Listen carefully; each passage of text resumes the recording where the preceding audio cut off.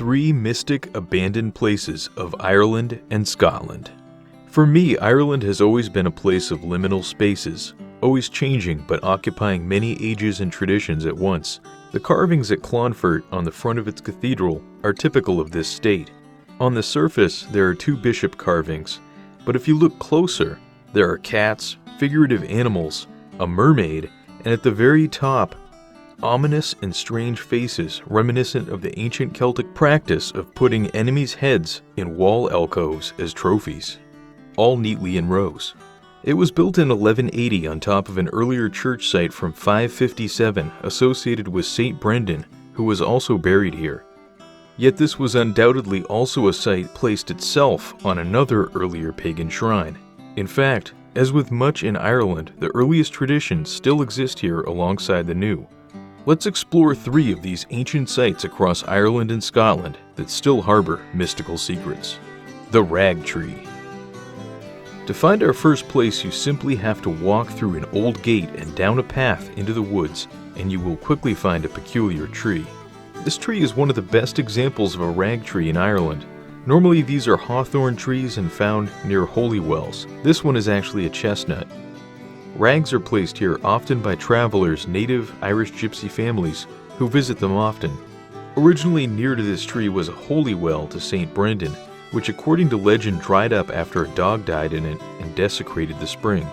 The well moved near an ash tree, which in turn was destroyed by boys peeing in it. Those with sick children now leave offerings 3 times here in order to gain the blessing of the tree's spring. Rags placed here are pieces of clothing from those who are ill or have health problems. As the rags rot, so do the problems go away. This same practice can be found at a far larger spring and ancient site across the Irish Sea in Scotland. Holy Well of Cluties. Where in Ireland one may find rag trees, here they are known as Clutie trees.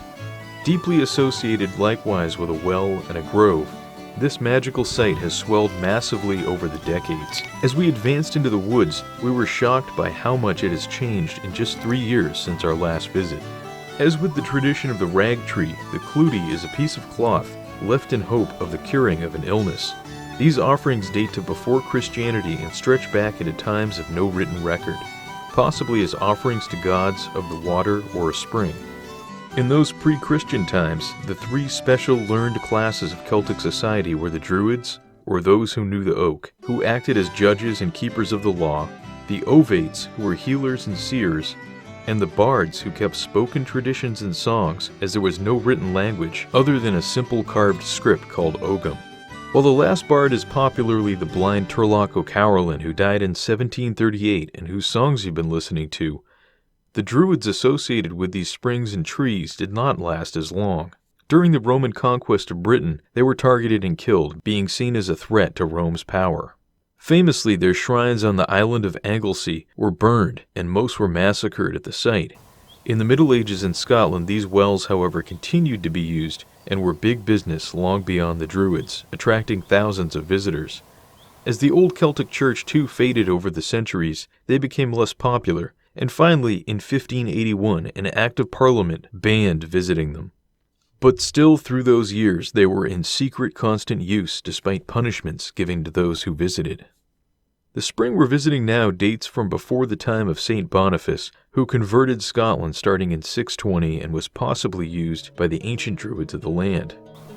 Early visitors circled this well 3 times, splashing water on the ground and praying.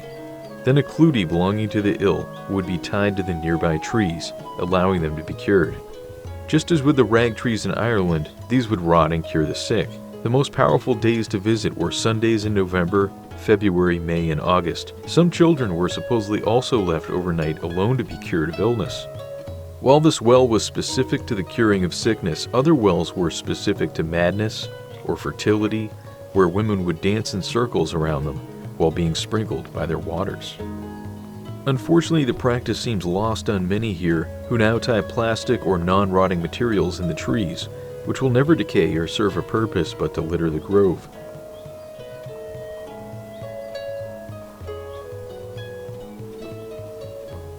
Some of them are just gross. Dog poo bags, socks, pieces of plastic. Floor mopping slippers. Dust mask. In essence, as in Ireland, here too, there is a shift where traditions and times live increasingly side by side in one place. It now simply lives in and out of its time. And up these steps, our journey begins.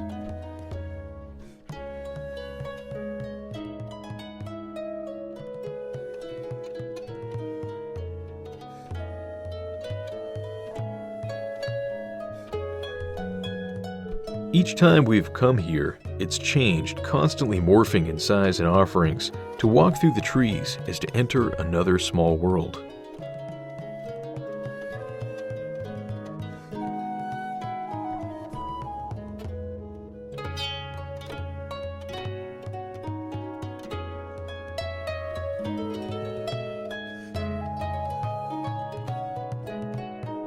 And here the spring still trickles from its ancient cave into a stone trough where coin offerings are made to this day.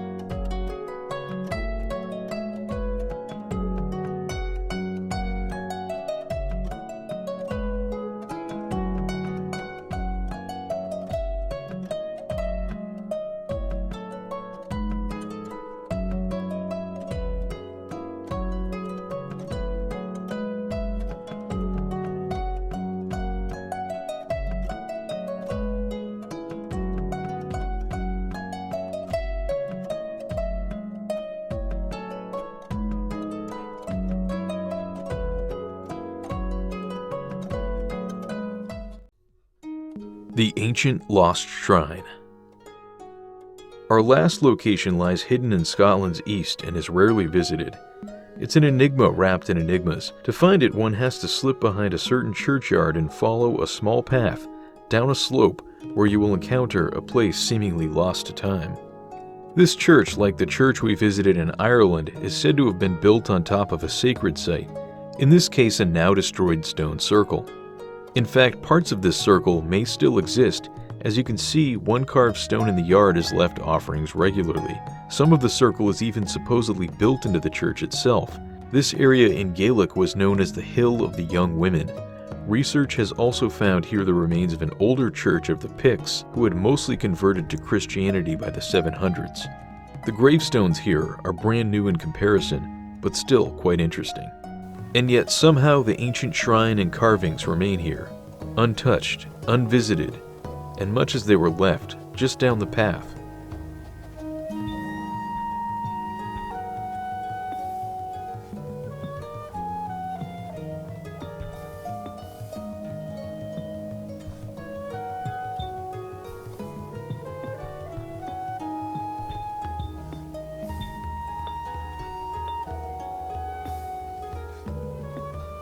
One first comes to a ledge with a small man-made pool and carved footprint overlooking a stream.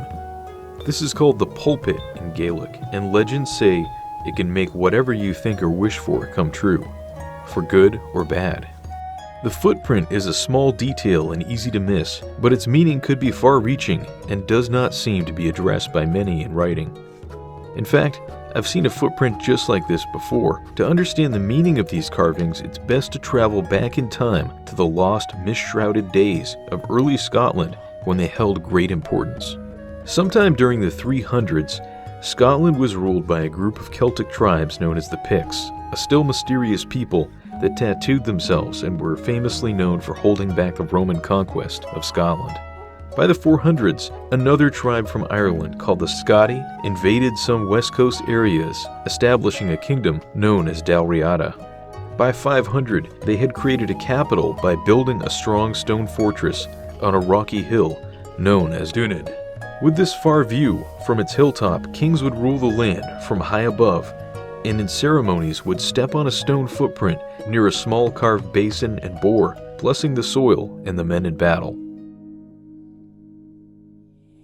These can still be seen here today on this rocky ledge, though we know little of the ceremony.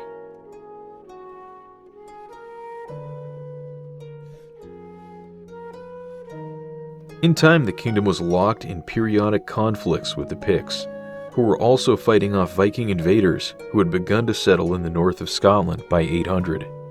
However, they both came together when in 839 the Vikings attacked the Pictish kingdom of Fortriu and left its king and Elpin II, the king of Dalriada, both dead.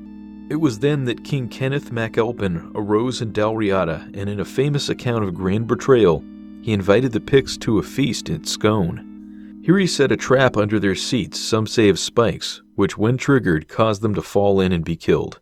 Whether through this legend of treachery or just seizing a power vacuum, he quickly took the lands of Fortriu and all the way east to the sea, becoming king of the Picts and the Scots by 843.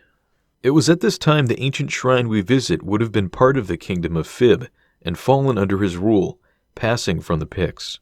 Also by 850, Dunath fell out of use, with Kenneth moving the capital to Dunkeld, along with the sacred stone of destiny used at Dunid to inaugurate kings, possibly alongside the footprint and carved basin there. A few years later, the Vikings raided Dunkeld, and the stone of destiny and the capital moved again to Scone. Kenneth died in 858 and was succeeded by Donald I, who died in battle in 863. Constantine I succeeded him and brought the fight to the Vikings, again at Dollar, where they defeated him in 875. Shortly afterwards, he was captured and beheaded on a beach. With Constantine's death, Donald II became king for just a year before being murdered, and was himself followed by Constantine II, who was styled as King of Elba.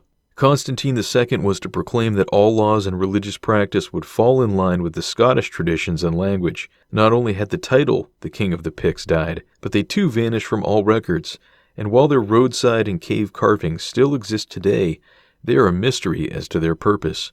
I have visited many like these in Skye and the East, and they often share symbolism with the much older Neolithic carvings from 4,000 or 5,000 years ago, with whorl and cut marks found near Dunid, as shown here.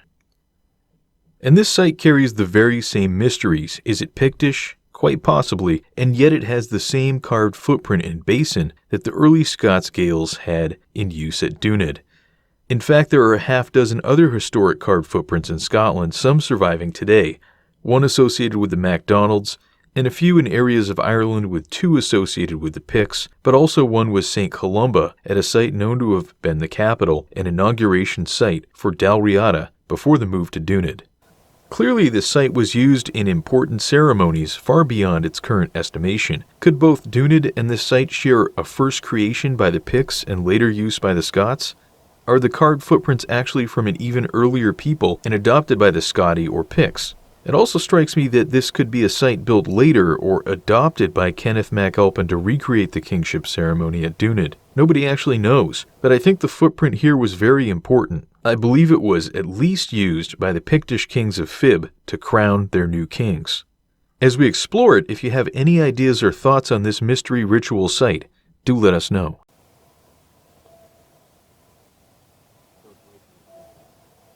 There's a kid running around down there, so I think I'll be alright.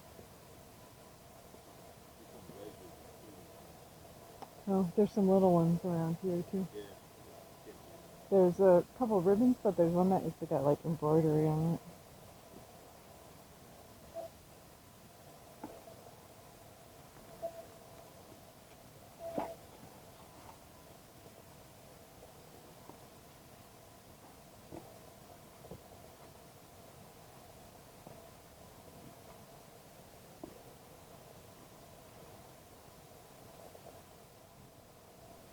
Down these steps which lead from the rock ledge to the stream are even more mysteries. Along the side is a carved knotwork, though it looks more recent and less weathered.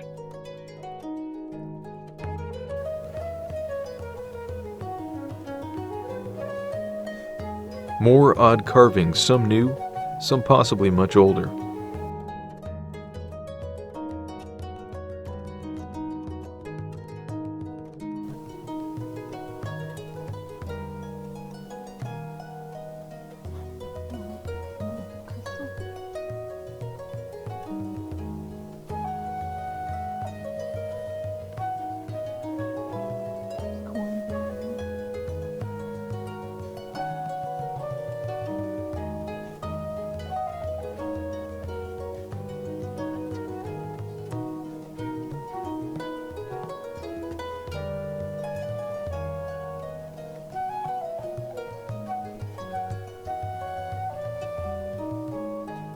Many legends say this site was for human sacrifice and the basin for blood, but it seems incredibly peaceful today.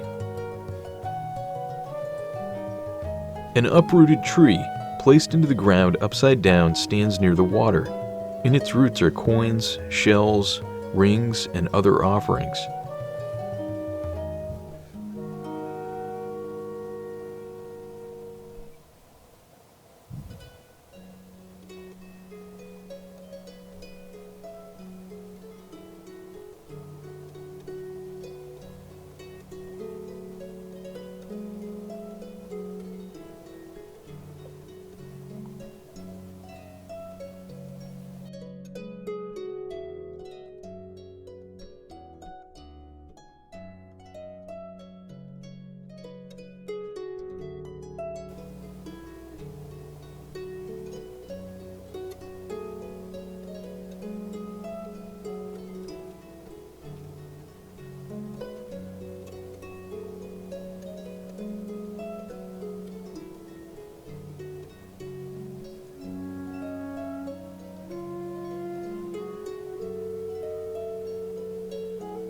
Ribbons and messages are supposedly left here for the dead. Along the sides of the rock wall, coins are left in small depressions.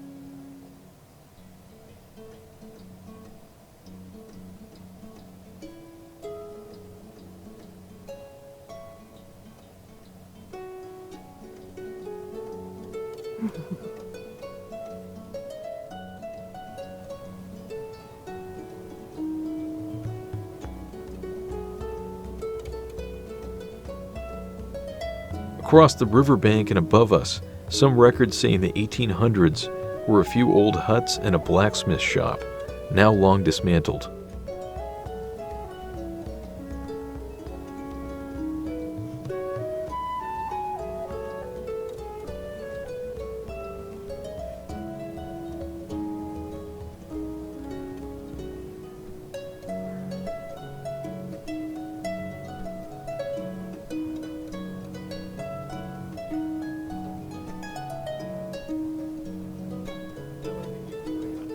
Probably.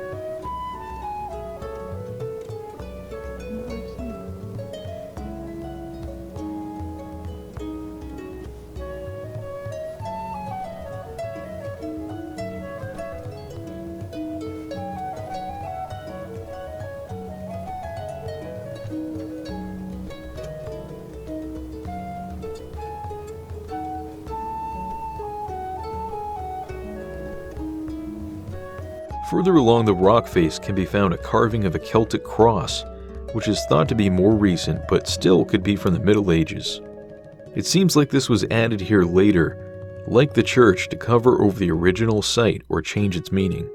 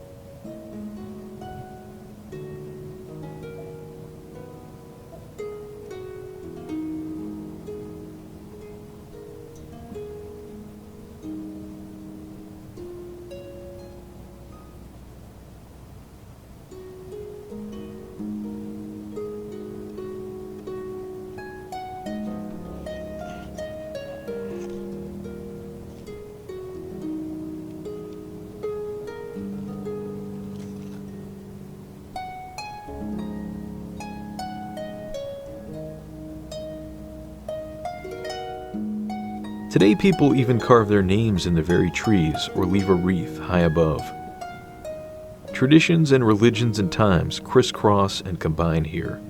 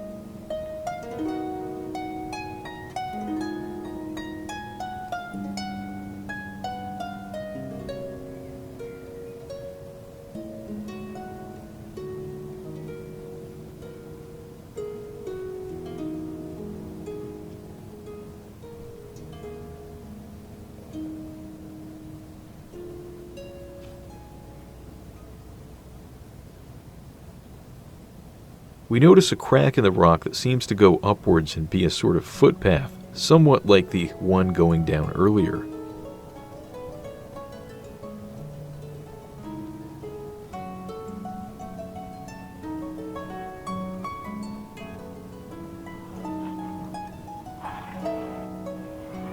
I don't know.